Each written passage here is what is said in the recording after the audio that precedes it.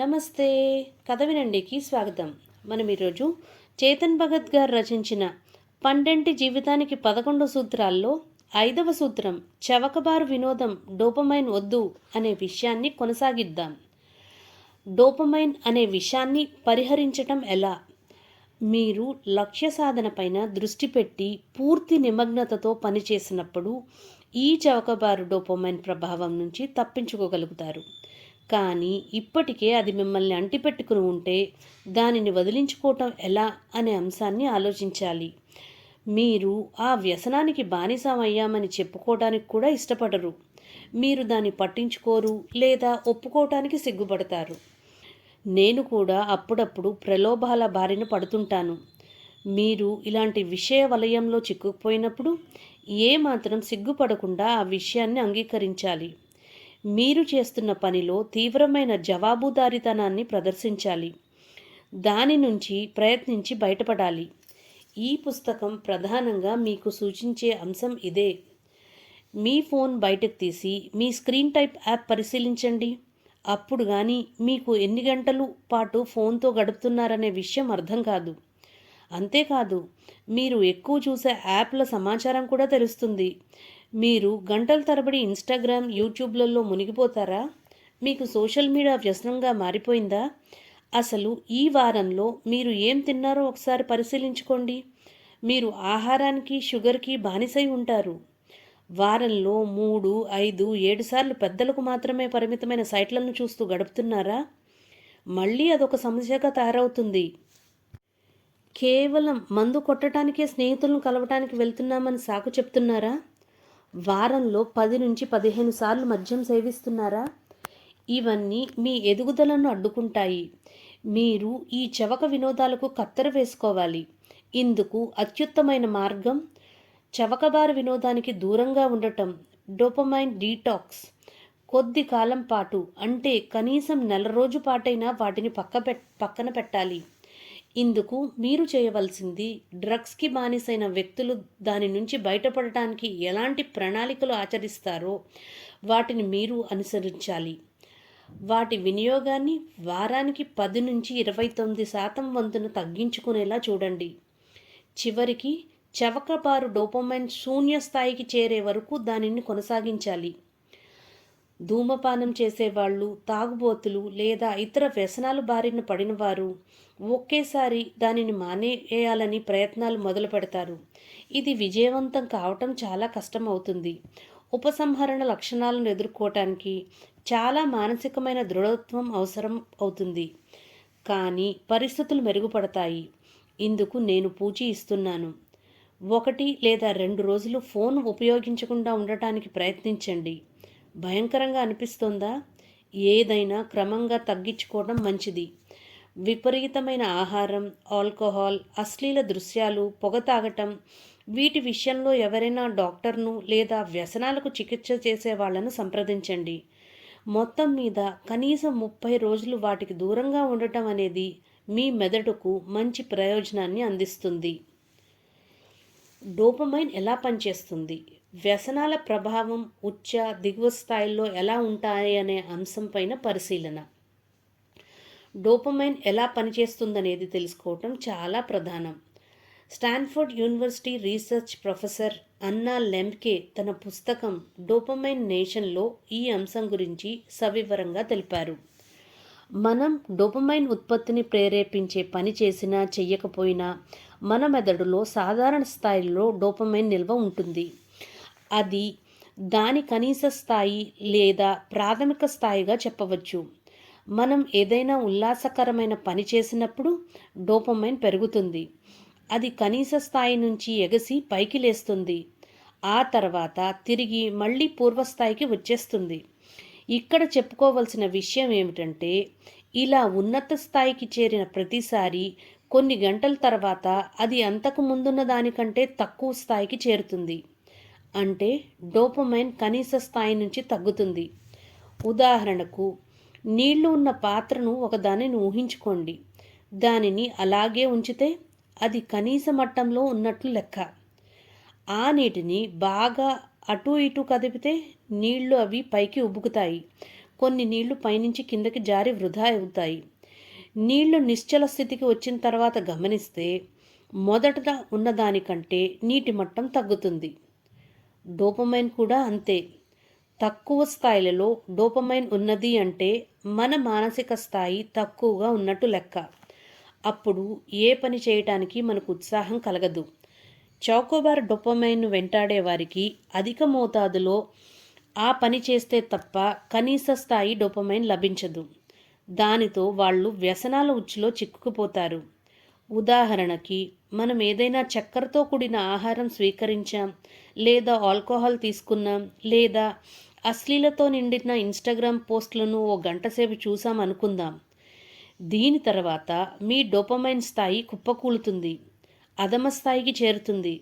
రాత్రంతా ఆల్కహాల్ సేవించటం లేదా అశ్లీల దృశ్యాలు చూసి శృంగారపరంగా తృప్తి పొందిన తర్వాత బలహీనంగా అనిపిస్తుంది.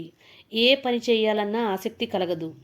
దీన్ని ఎదుర్కోవటానికి మన మెదడు ఆ పని మళ్ళీ చేయమని ప్రేరేపిస్తుంది.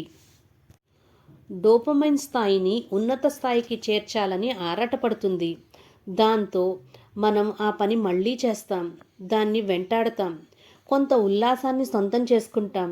అంటే మరింత డోపమైన్ ఉబుకుతుంది. ఫలితంగా అంతకు ముందు కంటే దాని కనిష్ట స్థాయి మట్టం తగ్గిపోతుంది. దాంతో మనకు మరింత విసుగు వస్తుంది. ఇలా ప్రతిసారి మనం సహనాన్ని పెంచుకోవాల్సిన పరిస్థితులు వస్తాయి. తాత్కాలికంగా ఉన్నత స్థాయికి చేరటం, దానివల్ల సంతోషం పొందటం అనేది కూడా తర్వాత రోజుల్లో క్రమంగా తగ్గిపోతుంది. ఈ కారణంగా చౌకబారు డోపమైన్ని వెంటాడే వారికి అధిక మోతాదులో ఆ పని చేస్తే తప్ప కనీస స్థాయి డోపమైన్ లభించదు. దానితో వాళ్ళు వ్యసనాల ఉచ్చులో చిక్కుకుపోతారు. ఇలా నిరంతరం ఉత్కృష్టమైన స్థాయిని అందుకోవటానికి చేసే ప్రయత్నం అంటే డోపమైన్ కనీస స్థాయి దిగజారుతూ వెళ్ళటం. అంటే శాశ్వతంగా తక్కువ స్థాయి ప్రేరణను, ఉత్సాహాన్ని కలిగి ఉండటం. దానివల్ల తీవ్ర స్థాయిలో డిప్రెషన్, జీవితంలో చేసే ప్రతి పనిలో ఉత్సాహాన్ని కోల్పోవడం వంటివి సంభవిస్తాయి. ఇలా చౌకబారు డోపమైన్ మిమ్మల్ని సర్వనాశనం చేస్తుంది. మీలో ఉత్సాహాన్ని చంపేస్తుంది. మీ సంతోషాన్ని దెబ్బతీస్తుంది. వలయాలను ప్రేరేపించి మీ లక్ష్యాలను విస్మరించేలా చేస్తుంది. చివరకు అది మీ వినాశనానికి దారితీస్తుంది. దిగజారిన కనీస స్థాయి డోపమైన్ని తిరిగి పునరుద్ధరించుకోవటం ఎలా? డోపమైన్ కనీస స్థాయి నుంచి దిగజారినప్పుడు మీకు మీరు ప్రేరణ కల్పించుకోవటం అనేది చాలా కష్టమైన అంశం అవుతుంది. మీరు ఎన్ని స్ఫూర్తివంతమైన వీడియోలు చూసినా, పుస్తకాలు చదివినా అంతగా ఫలితం ఉండదు. మీ మెదడు పనిచేయాలని ఆసక్తిని ప్రదర్శించదు. దానికి బదులు బానిసగా ఉన్న మెదడు చౌకబారు డోపమైన్ వృద్ధి కోసం ప్రయత్నిస్తుంది. అదృష్టవశాత్తు కనీస స్థాయిలో ఉన్న డోపమైన్ సమస్యను మనం పరిష్కరించుకోవటం వీలవుతుంది. ఇంతకు ముందు చెప్పుకున్న విధంగా ఆ వ్యసనాలకు దూరంగా ఉండటానికి డోపమైన్ డిటాక్స్కి ప్రయత్నించాలి. మీరు ఏ అంశాలకైతే బానిసలవుతారో వాటికి 1 నెల రోజు పాటు దూరంగా ఉంచండి. ఈ నెల రోజులు సమయం మీ వ్యవస్థ సరిచేసుకోవటానికి ఉపయోగపడుతుంది. పూర్వం ఉన్న కనీస స్థాయి డోపమైన్ని తిరిగి పొందగలుగుతారు. దానితో పాటు ఈ సమయంలో ఖచ్చితంగా మంచి నిద్ర ఉండేటట్టు చూసుకోండి. మంచి నిద్ర అనేది దిగజారిన డోపమైన్ని సంపూర్ణం చేయగలదని శాస్త్రీయ పరిశోధనలు చెబుతున్నాయి. అలాగే ఈ సంయమన కాలంలో మీరు మంచి ప్రయత్నంతో కూడిన పనులు లేదా మీకు అసౌకర్యం కలిగించే పనులను తలపట్టండి. నిజమైన ప్రయత్నం అనేది డోపమైన్ పెంచడానికి దోహదం చేస్తుంది. అంతకుముందు కోల్పోయిన దానిని తిరిగి భర్తీ చేస్తుంది. ఉత్పాదకతను ఇచ్చేవి, శారీరక శ్రమతో కూడినవి, సవాళ్లుగా అనిపించే పనులు చెయ్యండి. భారీగా వ్యాయామాలు, చన్నీటి స్నానాలు, ఎక్కువ సమయం చదువుతూ గడపటం, మీ లక్ష్య సాధనకు అవసరమైన ఇతర కార్యకలాపాలు ఇవన్నీ మీ కనీస స్థాయి డోపమైన్ని పెంచుతాయి. కనీస స్థాయి డోపమైన్ని పరిరక్షించుకోండి.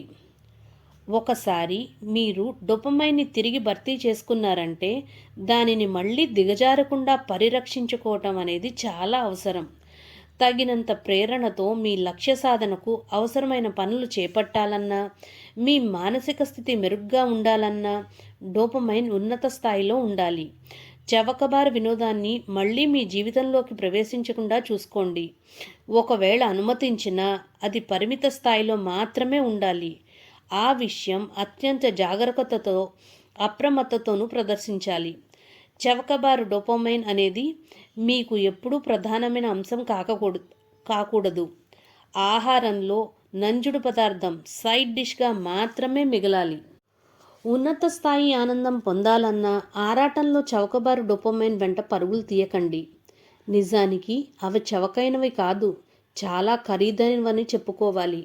కారణం మీ జీవితానికి చాలా నష్టాన్ని తెస్తాయి. కొన్నిసార్లు మొత్తం మీ జీవితాన్నే వాటి కోసం ఖర్చు చేయవలసి ఉంటుంది. ప్రధానమైన అంశాలు: డోపమైన్ అనేది మీకు సంతోషం కలిగించే పనులు మరిన్ని చేయమని మీ మెదడుకు ప్రేరణ కలిగించే రసాయనం.